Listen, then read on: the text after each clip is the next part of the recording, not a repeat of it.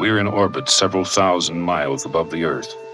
We seem to be fixed above a motionless sphere.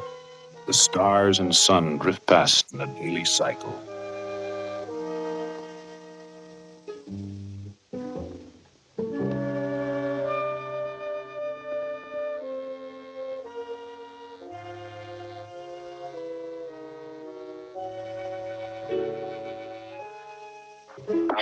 Estimating 05P at 04. Roger, Market. Confirming LSV 977, ready for time. Survey, this is Grapevine. We're sending in a package. You will lock on at 0515. How's the weather down there? Roger, this is Survey. Rendezvous 532. A little rough on the Indian Ocean, Grapevine. Star Watch, this is Grapevine. This is Star Watch. Go ahead. We have a package for you on the web. Sending out at 0529. You will acquire on your own at 1151. Grapevine, this is Archimedes Station. We have a man on the loop for pickup and delivery. Please bring him in. Roger, Archimedes. His package is standing by.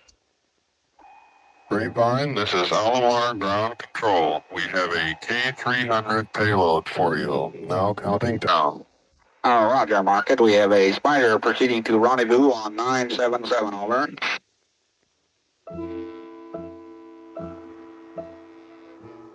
Everything that's needed out in space gets there the hard way. Nothing here is easy or simple.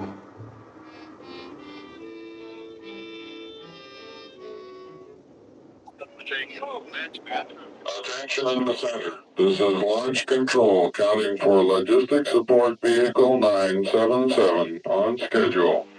All command functions clear. Stand by. At -4 minutes and holding for priority 1.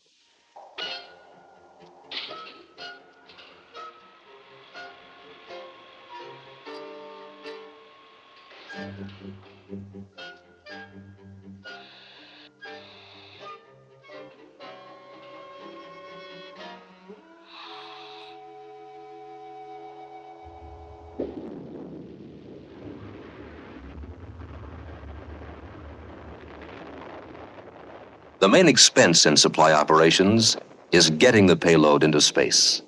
Special jobs, such as personnel transfer, are handled by aerospace planes, capable of maneuvering in and out of the atmosphere.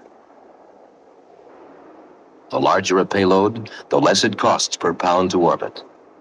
Big recoverable boosters are the workhorses for 100 and 200-ton cargo shipments. Food, medicine, tools, replacement parts, materials, and fuel. Dehydrated, vacuum packed, and sterilized. Weighed and balanced. Nothing wasted. You can turn one of these containers into a solar battery or a shielding patch. Take out the cathode tube and eat the wrapper. 1 million pounds a month pushed into orbit.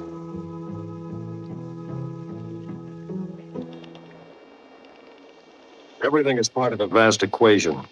The performance of every component in space is continually monitored with great precision by our facilities here on Earth.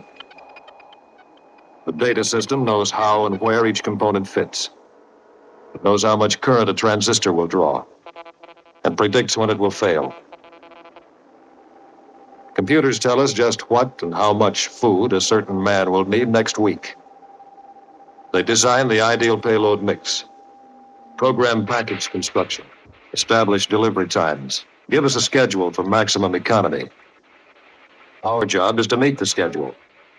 If we don't, a vital machine might stop working. Somebody could die.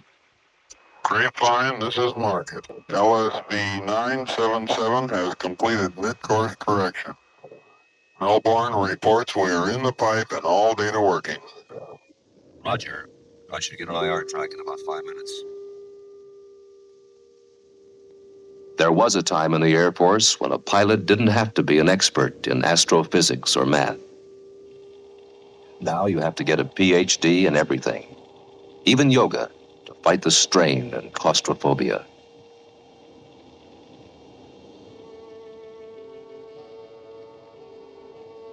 Asleep or awake, you're always falling. Everywhere you look is down.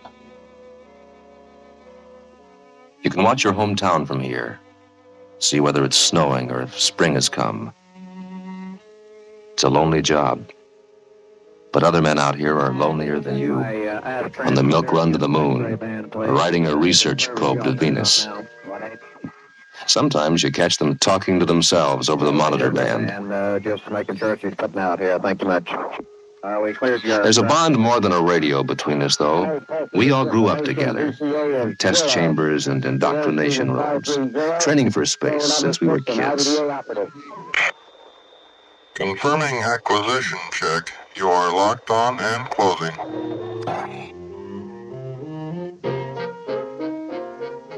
They parked the shipments in our orbit 50 miles behind the Webb. That's a small safety margin at 7,000 miles an hour. Final homing and first contact is a tricky maneuver.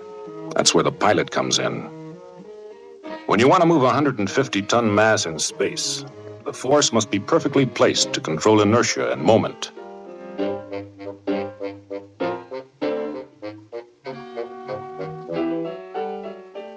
Nothing stays at the transfer station for long.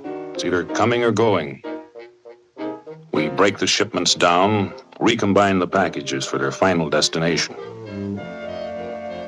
They put up new activities and stations all the time, but we keep the schedule going. The cost of spaceflight is enormous. No one can afford the luxury of waste or duplicated efforts. Yet sometimes it's more economical to replace an item than repair it. Communication relay satellites are such expendable items. But most stations are far too costly to abandon.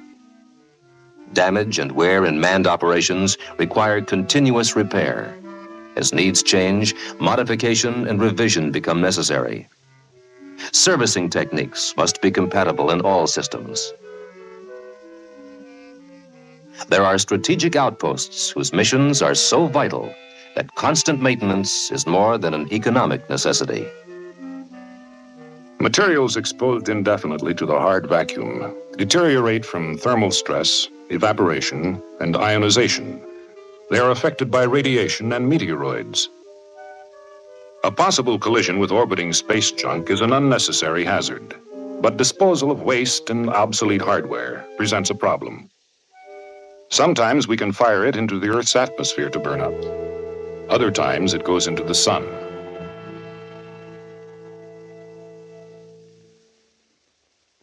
The engineers of spaceflight were up against reliability factors of close to 100%. Every part in every system had to be tested on the ground and in space.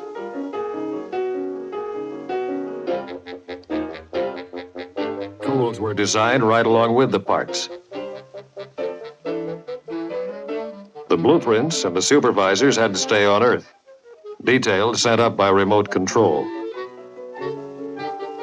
We're out here because a man can take the place of a lot of switches and hardware.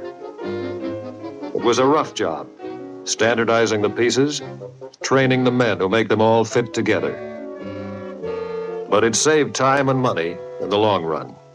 It kept creative minds free for more important jobs. They could rely on us to put their projects up and keep them going, and to be prepared for things that go wrong.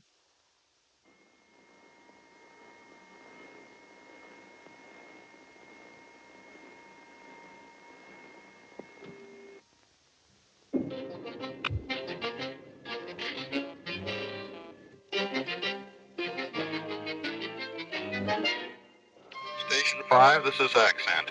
You have a lab vehicle in trouble. This is Station 5. We have an alert on vehicle 418. Give us a trail. 418 is no answer on voice. Voice negative. 418 did not go on to automatic. Command malfunction from internal damage. Roll gyro in slow correction mode. Your displacement rate is active, 21 feet per second. Approaching escape velocity. Hitting a track. Looks like he's going in. Station 9 has intercept capability. Stand by 9.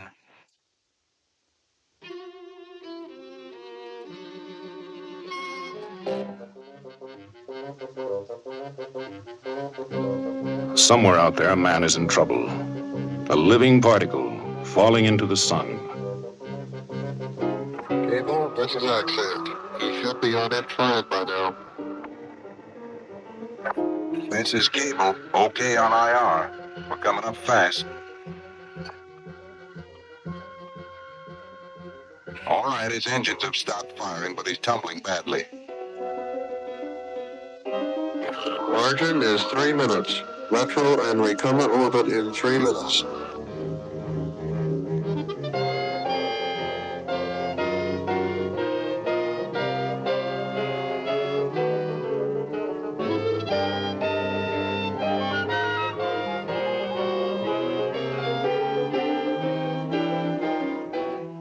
You can't hurry a docking maneuver. Too much speed and you'll crack a vacuum seal.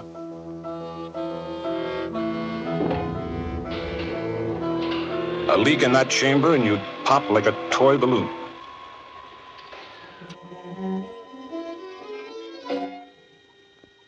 You have a return orbit to Station 10 on the spool. Roger, Accent. Station 10 looks good.